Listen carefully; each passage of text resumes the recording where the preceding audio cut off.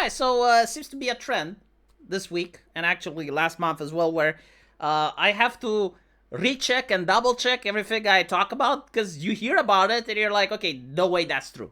It can't be true. And then you do the legwork and you find out, no, it actually is true.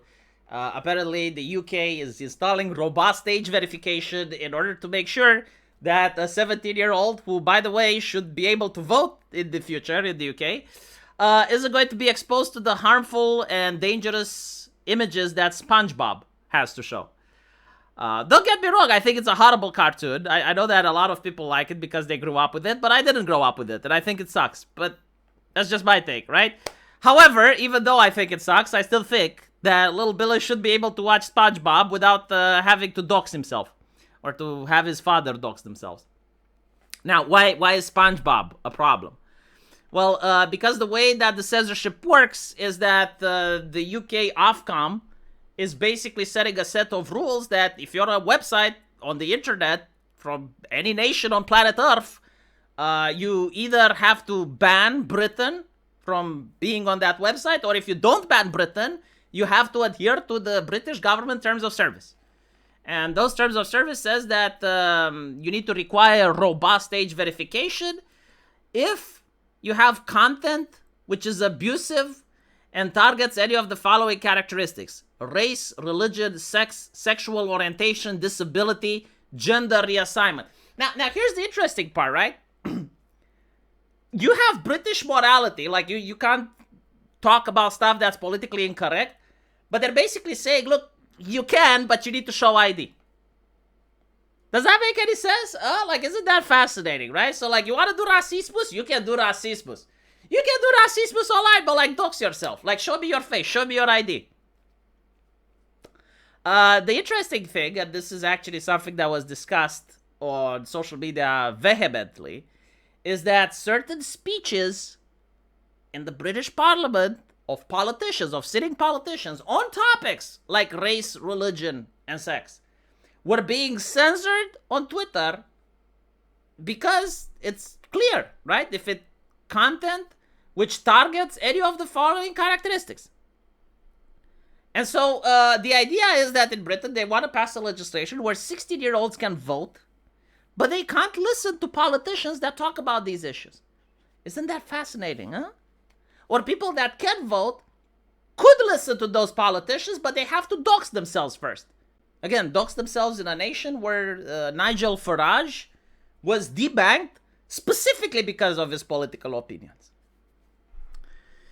So anyway, with the thing in effect, platforms like X have age-restricted a post by a conservative member of parliament about her concerns with the government not investigating instances of rape.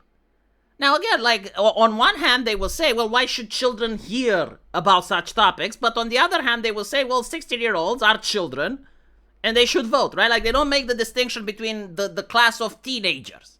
Like, they don't say, okay, when a person is 16, they're neither a child nor an adult and should be able to have, like, a broader array of things. No, like, the act doesn't say this. Like, what the act says is that when you're 16, you are but a child. However, they want to pass legislation so that children can vote. Users cannot view that post in the UK unless they dox themselves. However, they are free to read about it on news websites without doxing themselves. Other age-restricted posts on X include videos of police using force against people protesting asylum seekers, and Reddit has also agreed to force people to dox themselves.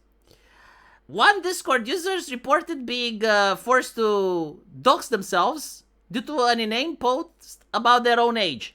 Yeah, so like they said something like, I'm double that person's age, and they got banned. Now, again, I don't blame the company, because the company is the one that has the gun to their head, right?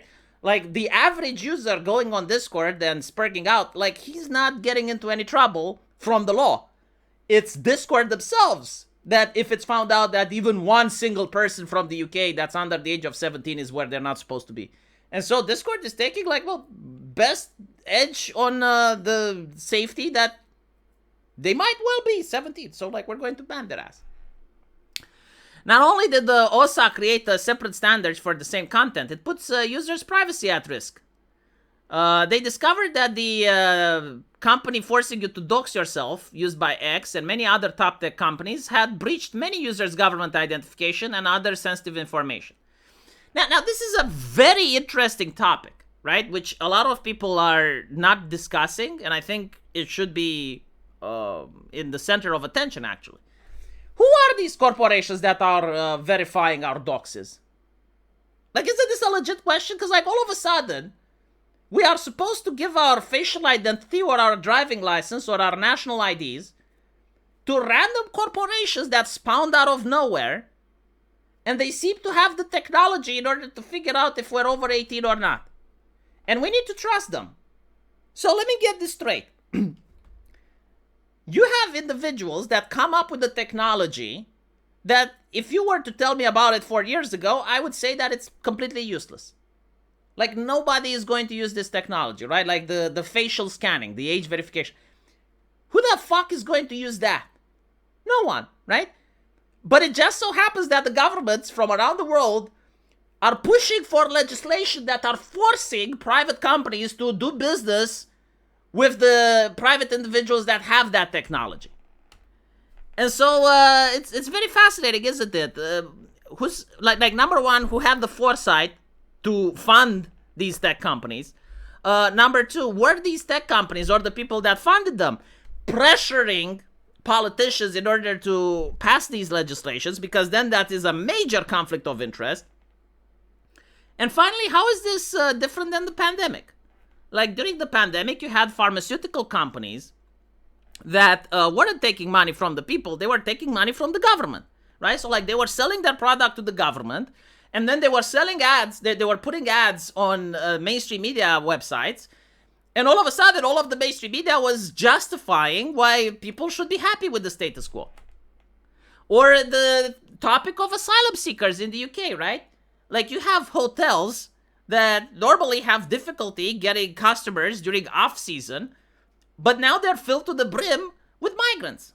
And the migrants aren't the customers, it's the government. Like, the government is paying the hotels, and the hotels are supporting the same politicians that are obviously creating the whole situation. And the government is taking money from the public, from the people, in order to pay the hotels, right? And so you have another situation like this here. Like, you have the government forcing big tech to work with these companies that no one heard about, no one even knew about 5 years ago, because, like, now it's required to have this robust age verification that only these tech companies can provide. Like, I would say that there may be a little bit of a conflict of interest if these companies are doing the pressuring. And like, people should look like, who are these companies, who funded them, who created them, how did they know? How did they know, like, 3 or 4 years ago that all of a sudden all these nations across the world are going to pass these legislations? So anyway, the OSAS problems are not limited to the vague nature of what merits censorship on social media. They also include the fact that UK adults are uncomfortable with having to verify their age online during the sensitive nature of the process. A petition with over 500,000 signatures from the Parliament website advocates for the repealing of this law and how it applies to hobby forums. Lucky for them, age verification can be easy to bypass by using video game characters like Death Stranding. Because these rules are easily went around also with VPNs.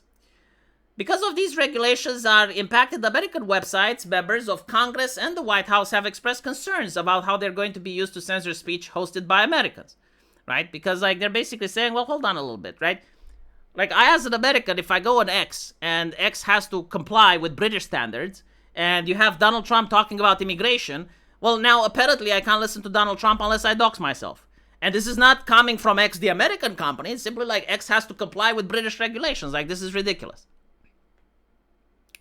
Now, regarding SpongeBob, the reason many episodes of SpongeBob are going to be censored is because it even includes content which realistically depicts serious violence against a fictional creature, right?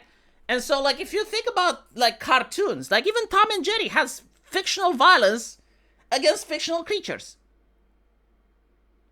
Like, most cartoons do, right? Like, there are some cartoons that don't, but I remember, like, actually when I was growing up, like, this actually was a hysteria, right?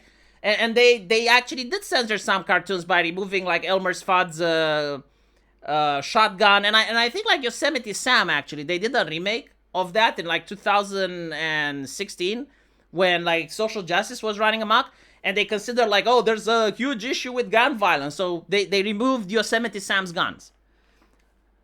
The very fact that we are being dominated by the mental asylum bothers me. Like people that are making these types of arguments should be laughed off of civilized society. Like no one should be taking them seriously. But unfortunately, there's a lot of grift to be made. You know, money needs to flow, and so we need to pretend that their arguments are actually bits of esoterical wisdom.